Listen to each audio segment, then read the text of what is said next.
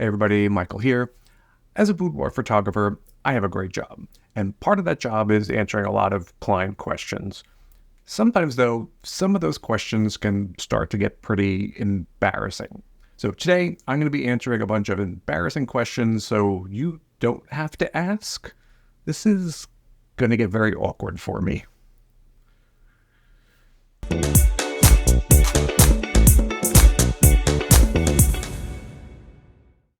So welcome back to the channel, and I know what you're thinking, Mike, what the heck is the deal with all these questions? Well, as it turns out, when it comes to boudoir photography, questions are a bit more common than you think. I deal with questions when I'm really camera shy. How do I keep from being camera shy, sitting there with no clothes on, to being asked about personal grooming habits and kind of everything in between.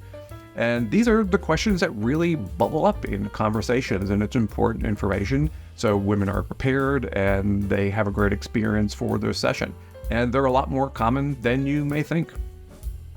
So today we're going to be diving into these semi-embarrassing questions, but fear not, this is a judgment-free zone and humor is our best friend. So let's get started. I've never liked my stomach area. How do boudoir photographers deal with problem areas? Problem areas. Everybody has problem areas and nobody is perfect. And boudoir isn't about being perfect. And being real is better than being perfect. But one thing that you have to remember in 2024 and the past many years is that boudoir photographers have a magic thing called Photoshop.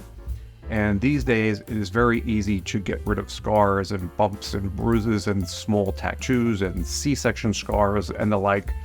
And it won't even be an issue in the photograph. So that is a very easy thing to do. And then number two is that, if there is something that somebody is very self-concerned about, you simply just don't make it the photo focus. You're not taking a picture where you're zooming in on that particular area of the body or so forth. And a lot of times people just worry about stuff that isn't ever going to be front and center in their photos. So generally speaking, there is no need to worry about this type of thing. It could be easily handled in either post-production when the photos are being edited, or in the actual live session where these areas that you're really concerned about just don't become an area of focus for your photos. Or in my case, sometimes too, if people are really worried, we throw on a robe, we throw in like a sheer robe or something like that you can use to cover as well. So it's very easy to deal with issues if someone is really self-conscious about a particular body part. Do I have to wear tons of makeup for a boudoir session? Tons of makeup? No. But makeup, yes. I think makeup is an essential part of a boudoir session. And this really isn't a huge thing with most women. But once in a while, you do come across somebody who says, yeah, I'm not really a makeup wearer, or I wear very little makeup and I want to have like a natural look in my photos.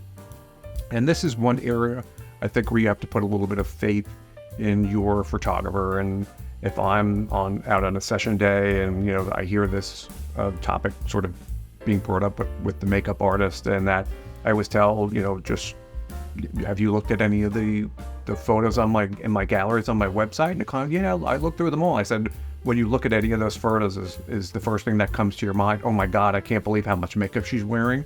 And the answer is overwhelming, no. And so you have to put a little bit of faith in your photographer here. And not only that, like that makeover is part of the boudoir experience, so how often do you get a makeover?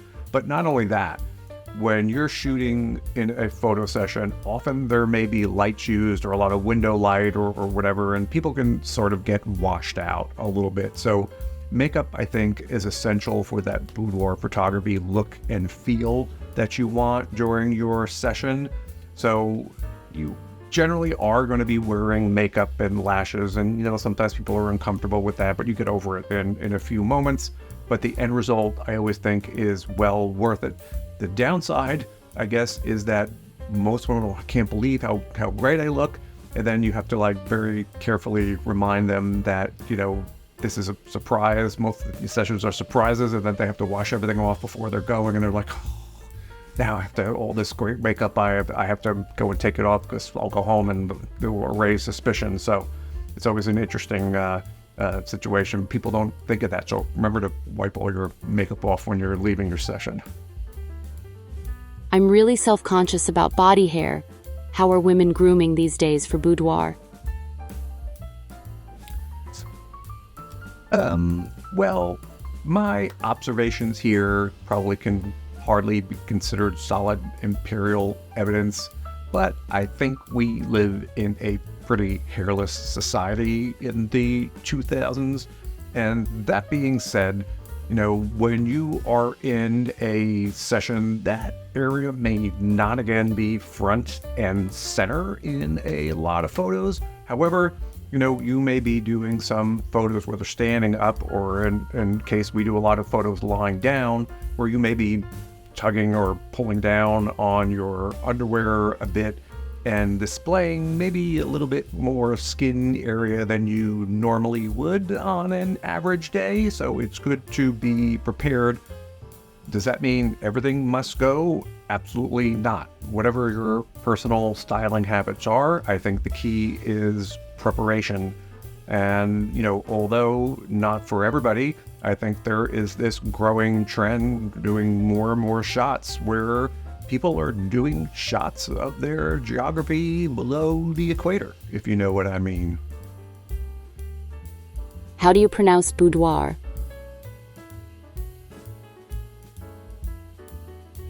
Well, I really think it depends on where in the world you are. And this is not an unusual thing where people would call me and ask for boudoir pictures. In the United States, I think it's more commonly pronounced boudoir. Boudoir. Boudoir. Boudoir. In the rest of the world, and more accurately, it's pronounced boudoir. Boudoir. Boudoir. Boudoir.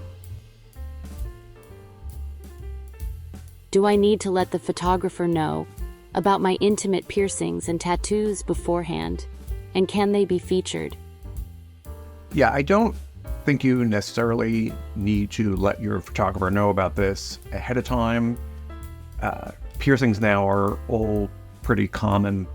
And, this is YouTube, so I gotta be careful. Pierced nipples and other areas are pretty common now.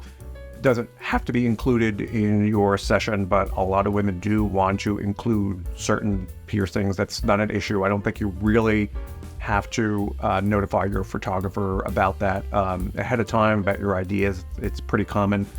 I would say if you have piercings below the equator, which, that is something, if you want specific photos of that area, that is one thing I maybe would have a quick chat with the person ahead of time, or at least on that session day, because not all photographers, especially women's photographers, are super comfortable or want to photograph certain parts or do certain types of photos. It's not an issue for every photographer, but there are some really just want to keep things cute and pretty, and you may find a line with certain people. So I would say anything below the equator you may want to bring up as far as certain types of photos. As far as tattoos go, tattoos again are super common. There's no need to bring this up ahead of time. Now, once in a while, I will have someone who has a certain tattoo and they want it removed from all of their photos. And again, if it's something small, it's not a big deal. But I've had people say, it's a small tattoo on my arm. And it goes all down the whole arm, which gets really difficult to take out. So if it's a larger tattoo and it's something you want hidden or not in your photos, I would bring that up. But small tattoos, again, due to Photoshop and stuff like that, are generally not a problem. I'm curious about more suggestive or explicit shots. Are there boundaries or guidelines for how risque the photos can be? This is an interesting question, and it is something that is definitely worth discussion beforehand with your photographer. Now, the one thing you have to understand especially when someone contacts me about this, and we'll get into this a little bit more in a moment, is that, wild or erotic is a relative term. And when one person's wild, maybe another person's tame, and likewise. So using words like that are not necessarily the same thing for every person. And so if you have some specific type of shot that you have in mind, I would really bring this up in your consultation or in emails, however you're dealing with your photographer ahead of time. And again, as I noted in a question or two ago, because not every women's photographer is really very comfortable in every type of photographic situation. Some do not simply want to photograph certain types of erotica or nudity or bondage type photos or something like that. It's really something they are uncomfortable with. And the last thing you want to do is spend a lot of money, get into a session, and find out that, you're not going to be able to produce the type of photos that you wanted to get out of your session, and it may become a little bit awkward when you are there. And what I find that the tricky thing here is that, women, especially with people that they don't know, are really not likely to call somebody up or talk to someone they don't know, and I really want to do this. It's just not how women talk. So what tends to happen is, they will not bring this up always immediately at first. They'll get into their session on their session day and they'll realize, wow, I'm having a good time, and they'll feel a lot more comfortable. And then they'll sort of want to bring up these things in the middle of a photo session.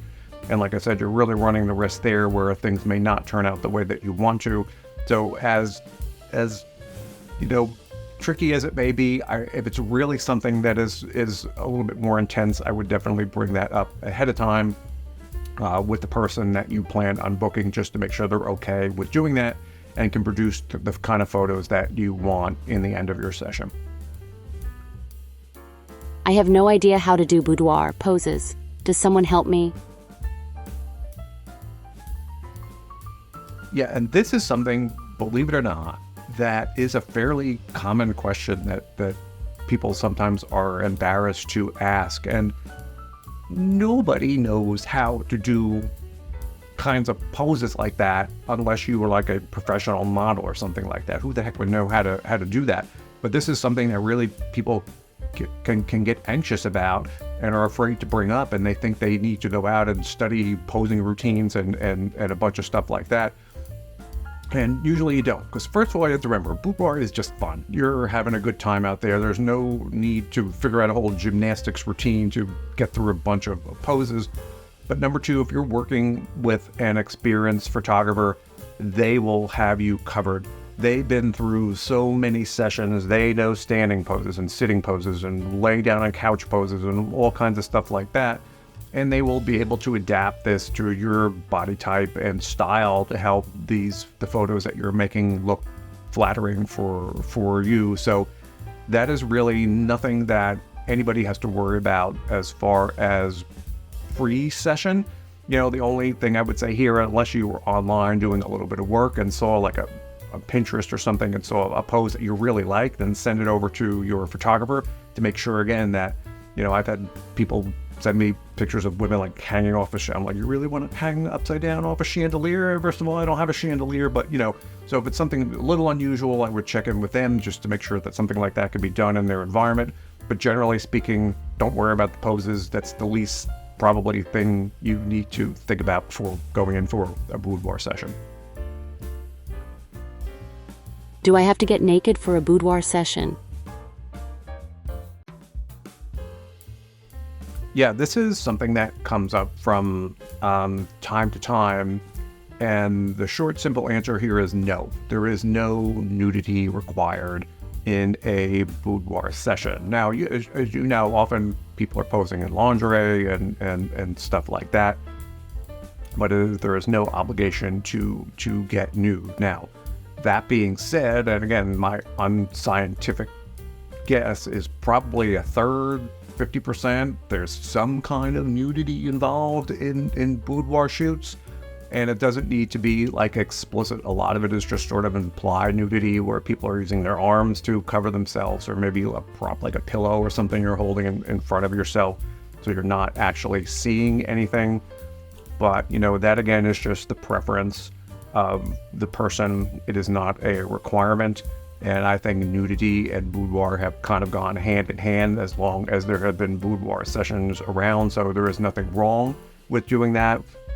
If that is your preference, what you feel comfortable and what you wanted to get out of your photos, I think that's fine. I don't think there's any photographers who are going to have an issue with that kind of tasteful boudoir nudity. But again, not required. You can go through a whole session without any nudity, and that's 100% okay. Remember, each boudoir session is unique to the person that's coming in. There isn't a right or wrong answer, so don't feel obligated or under any pressure to have any nudity in your session. Well, thanks for hanging around, and hopefully this answered some of your questions about boudoir photography. It really is a simple process, but somehow people want to make it a lot more complex than it actually is. And the bottom line is, if your photographer will be very happy to answer any questions you may have about boudoir photography. Don't feel super embarrassed about it, because they probably seen it all and photographed most of it during the course of their career.